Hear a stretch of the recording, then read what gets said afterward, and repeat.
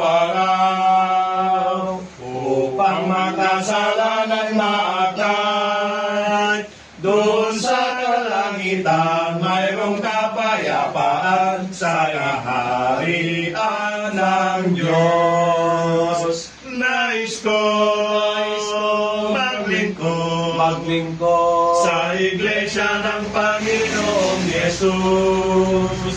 Ako'y maglilingkod araw-araw kay Jesus sa kaharian ng Diyos.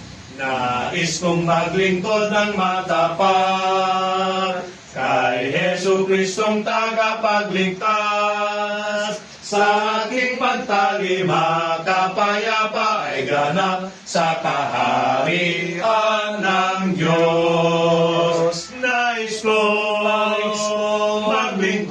maglingkod sa iglesia ng Panginoong Yesus.